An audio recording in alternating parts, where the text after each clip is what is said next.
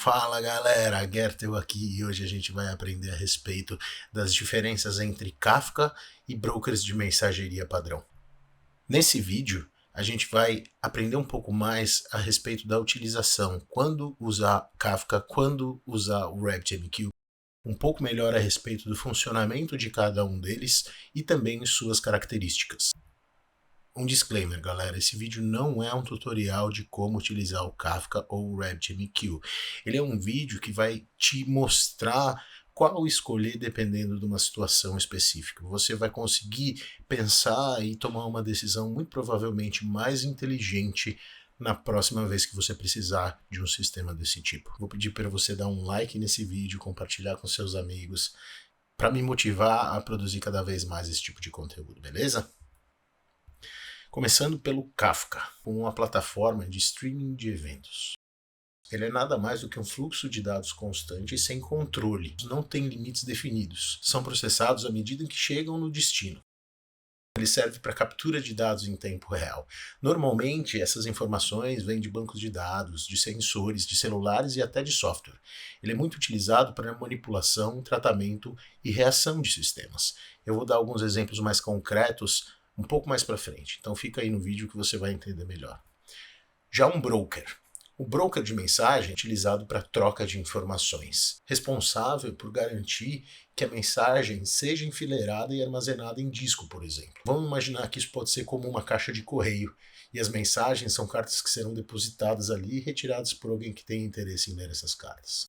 Ele é muito utilizado como um mecanismo de integração, também para comunicação e troca de informações entre sistemas ou componentes. Também para quando a gente precisa salvar uma grande quantidade de informações dentro de uma chamada. Aqui eu vou mostrar um pouco a respeito de características do funcionamento do Kafka e do RabbitMQ. Você vê que o Kafka ele armazena dados na forma de chave valor, key value. O RabbitMQ ele armazena a mensagem em si, o payload todo. Pensando um pouco no fluxo de dados, o Kafka, por ser uma plataforma de streaming, tem um fluxo contínuo das informações. Já o RabbitMQ, ele entrega esse payload um por vez. Então o Kafka, como eu disse, ele envia dados de fluxo contínuo. Já o RabbitMQ, mensagens delimitadas. Uma outra característica bacana, que diferencia bastante os dois, é que o Kafka ele suporta até 1 milhão de mensagens por segundo. Já o RabbitMQ, ele varia entre 4 e 10 mil mensagens por segundo. Quando utilizar o Kafka? Isso é importante. Algumas das aplicações possíveis normalmente são relacionadas a dados operacionais, que a gente pode utilizar para saber a respeito da saúde de um software ou de um componente. Também para saber sobre a atividade desses componentes. A gente também usa para auditoria, também para quando a gente precisa, por exemplo, de um dashboard em tempo real falando sobre essas coisas. Muitas vezes, inclusive, informações de máquina. E isso é o melhor cenário para se utilizar Kafka. A respeito do funcionamento.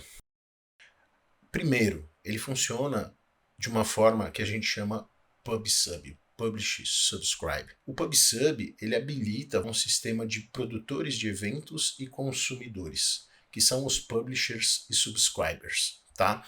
Os producers eles se comunicam com os subscribers assincronamente, mandando eventos. Eles mandam esses eventos por serviço e não se preocupam quando eles vão ser processados. Normalmente quem faz isso é um tópico. Eu já vou falar o que é o tópico. Mas uma coisa importante é que ele manda essa mensagem para todos os consumidores. Todo mundo escuta essa mensagem e recebe essa informação do producer. Todas elas, tá bom? Isso é muito importante. E broker? Algumas das aplicações do broker normalmente estão ligadas a dados transacionais. Por exemplo, a assinatura de um documento. Ou, quem sabe, a efetivação de um pedido.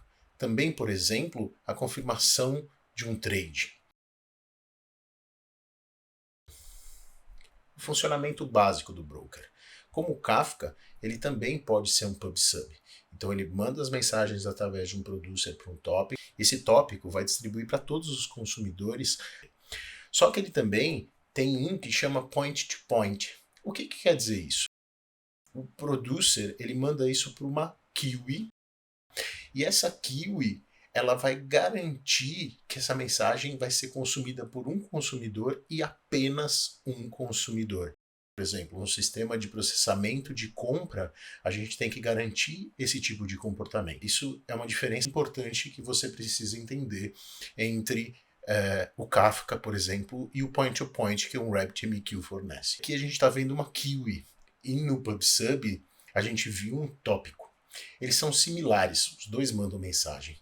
Mas uma coisa importante de destacar aqui é que a queue, ela por ser uma queue, ela só tem um consumidor. E o tópico aqui no caso, ele pode ter muitos consumidores. Por último, a exchange. Da mesma forma que o point-to-point e o PubSub, a gente tem um producer.